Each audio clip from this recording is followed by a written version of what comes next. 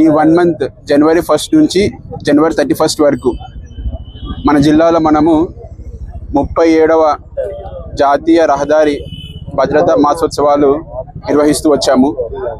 ఇందులో భాగంగానే ఈ రోడ్ సేఫ్టీకి సంబంధించిన ప్రతి లైన్ డిపార్ట్మెంట్ వారు, ఎన్జిఓస్, ప్రజలు, డ్రైవర్లు, వాహనదారులు, పెడెస్ట్రియన్స్ అందరి కోఆర్డినేట్ ఎఫర్ట్స్తో ఇప్పటి వరకు మనము ఈ పాస్ట్ 21 డేస్లో 96 అవేర్నెస్ క్యాంపెయిన్స్ మనం నిర్వహించాము.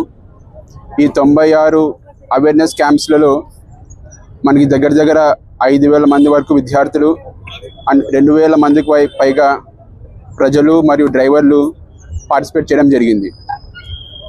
ఇందులో భాగంగానే ట్రాన్స్పోర్ట్ డిపార్ట్మెంట్ వారు మొత్తం మన జిల్లాలో ఉన్న 37 బ్లాక్ స్పాట్స్ ఐడెంటిఫై చేసి వాటిని రిపేర్ చేయడం జరిగింది. ఆ రిపేర్ చేసిన ప్రతి బ్లాక్ స్పాట్ని కూడా ఆడిటింగ్ కూడా కంప్లీట్ చేయడం జరిగింది.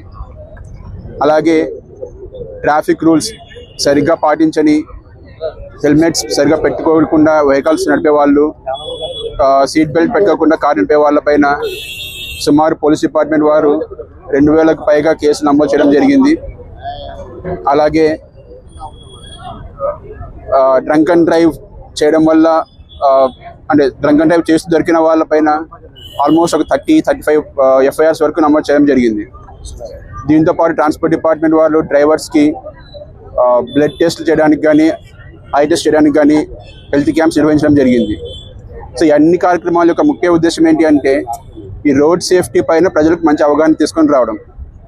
ఇలా చెప్పినట్టు మేజర్ స్టేక్ హోల్డర్ ఈ రోడ్ సేఫ్టీ లేదా ఈ ఫెటాలిటీస్ తగ్గించడానికి మేజర్ స్టేక్ హోల్డర్ ఏంటంటే వెహికల్స్ నడిపే వాళ్ళు. సో ఈ కార్యక్రమం ద్వారా ఈరోజు జరుగుతున్న ర్యాలీ ద్వారా నేను చేస్తున్న విజ్ఞప్తి ఏంటంటే ప్రతి ఒక్కరు కూడా ట్రాఫిక్ రూల్స్ని కానీ, రెగ్యులేషన్స్ కానీ పాటించవలసిందిగా కోరుకుంటున్నాను. అండ్ ఇందాక డీటీసీ గారు చెప్పినట్టు ఇదేదో భయస్తుడు ఇలా ఉద్దేశం కాకుండా రోడ్ సేఫ్టీ అన్నది మనందరం తీసుకోవాల్సిన ఒక జాగ్రత్త. సో ప్రతి ఒక్కరు కూడా జాగ్రత్తలు పాటించాలని కోరుకుంటున్నాను. ఇవాళ 37వ జాతీయ రహదారి భద్రతా మాసోత్సవాల్లో భాగంగా అనంతపురం టౌన్లో ఒక వాకథాన్ ఏర్పాటు చేయడం జరిగింది. ఇందులో భాగంగా ప్రజలకి, ముఖ్యంగా వాహన వినియోగదారులకి, రోడ్ యూజర్స్కి, బై వాక్ వస్తున్న వాళ్ళు కానీ, బైక్స్లో వస్తున్న వాళ్ళు కానీ, కార్లో వస్తున్న వాళ్ళు కానీ, ఎనీ ఫార్మాట్ ఆఫ్ వెహికల్లో వచ్చిన వాళ్ళకి కానీ దయచేసి రోడ్ రూల్స్ మెయింటైన్ చేయండి. ఈ జిల్లాలో ప్రతి సంవత్సరం కూడా దాదాపుగా 350 మంది చనిపోతూ ఉన్నారు. రోడ్డు ప్రమాదాల కారణంగా 360 మంది 2025 సంవత్సరాలు చనిపోయినారు. అంటే రోజుకు ఒకరు చనిపోతున్నారు. దీనికి కారణం చిన్న కారణాలు ఉన్నాయి. లైక్ హెల్మెట్ పెట్టుకోకపోవడం కానీ, లేదు సీట్ బెల్ట్ పెట్టుకోకపోవడం కానీ, చిన్న కారణాలు. అన్నీ కూడా పెద్ద కారణాలు కాదు. వాళ్ళేమీ వయసు అయిపోయి చనిపోవట్లేదు, లేదా రోగాలు చనిపోవడం లేదు. అందరూ 18 ఏళ్ళు నుండి 25 సంవత్సరాల మధ్యలో ఉండే వాళ్ళు ఎక్కువ మంది చనిపోతున్నారు. కాబట్టి దయచేసి 36 సంవత్సరాల నుంచి ఇది 37వ సంవత్సరం ఈ అవగాహన కార్యక్రమాలు ఏర్పాటు చేస్తున్నాము. 100 మందికి, 1000 మందికి ప్రత్యక్షంగా మేము అవగాహన కార్యక్రమాలు చేస్తున్నాము.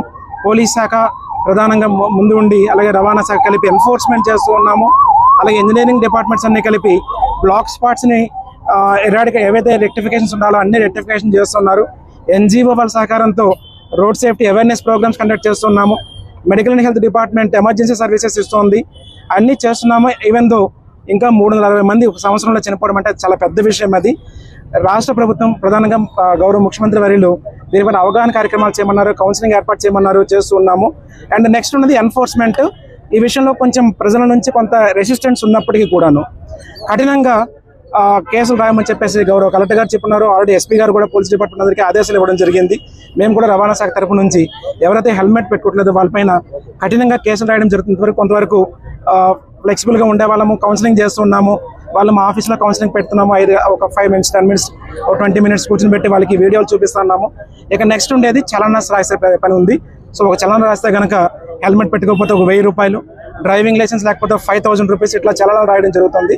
ఈ విషయంలో ఇంకా కఠినంగా ఉంటామనే విషయం కూడా ప్రజలందరికీ ఈ సందర్భంగా తెలియజేస్తూ అందరూ సహకరించవలసిన కోరుతున్నాం. దయచేసి చిన్న కార్యక్రమాలన్నీ చిన్న కారణాలతో చనిపోకుండా అందరూ ఉండాలి. జీరో ఫెటాలిటీ రావాలని ఒకే ఒక కారణంతో అందరం కలిసి జాయింట్గా పనిచేస్తున్నాం. కాబట్టి ఈ విషయంలో ప్రజల సహకారం చాలా అవసరము. రోడ్డు వినియోగదారుల సహకారం చాలా అవసరం. కాబట్టి అందరికీ కూడా ఈ సందర్భంగా వినవి చేస్తూ వచ్చినటువంటి మీడియా మిత్రులందరికీ ధన్యవాదాలు. Thank you so much.